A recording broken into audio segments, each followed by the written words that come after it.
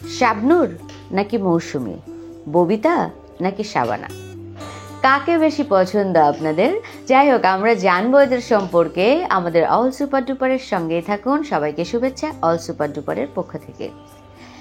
একটা সময় ছিল যেমন শাবনূর মৌসুমীর আগে ববিতা এবং শাবানা, এদেরকে নিয়ে খুব একটা দ্বন্দ্ব ছিল এবং এদেরকে নিয়েও কিন্তু মানুষের মধ্যে প্রতিযোগিতা চলতো, কথাবার্তা চলতো, কে বেশি ভালো অভিনয় করে, কে বেশি সুন্দরী, কে সবচেয়ে বেশি সিনেমা করেছে।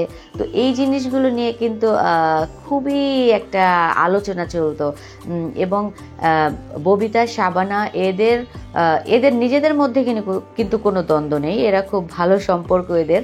কিন্তু তারপরও দর্শকদের মধ্যে, চলচ্চিত্র প্রেমীদের মধ্যে সবসময় একটা দ্বন্দ্ব চলতো যে কে বেশি ভালো অভিনয় করে, কে বেশি ভালো সুন্দরী, মানে এরকম একটা দ্বন্দ্ব চলতো। তবে আমার কাছে মনে হয় যে দুজন দুই ধরনের অভিনয় করেন এবং দুজন আসলে দুই ধরনের সুন্দর, দু রকমের সুন্দর। ববিতা যেমন প্রেমের চলচ্চিত্রকে প্রেমিকা একটা ভাব আছে তার মধ্যে, মানে প্রেমিক এবং রোমান্টিক একটা ভাব আছে। আবার শাবানার মধ্যে মা একটা ভাব আছে, তিনি কিন্তু মমতাময়ী মা বলতে যা বোঝায়, তারপরে এই ধরনের কিছু ব্যাপার আসলে দুজনের মধ্যেই আছে।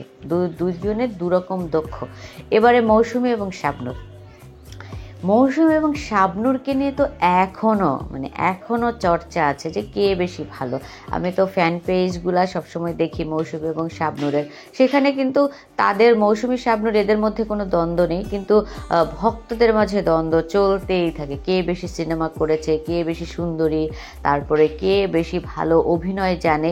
তো এই দ্বন্দ্বগুলা দেখি এখনও চলে এবং ফ্যান পেজে দেখি যে কিছু ভক্তরা লেখেন শাবনূর এতগুলো পুরস্কার পেয়েছেন, আবার কেউ লেখেন মৌসুমী এতগুলো সিনেমা করেছেন, আবার এরকম বিভিন্ন দ্বন্দ্ব আসলে চলতেই থাকে।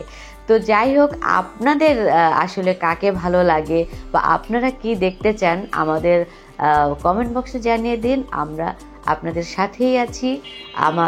আমাদের কমেন্ট বক্সে জানালে কাকে বেশি আপনারা পছন্দ করেন, আমরাও সেটি আবার পরবর্তী ভিডিওতে দেখাবো। যাই হোক বন্ধুরা, সবাই ভালো থাকুন, সুস্থ থাকুন, আর অবশ্যই বিনোদনের সঙ্গে থাকুন, অল সুপার ডুপারের সঙ্গে থাকুন।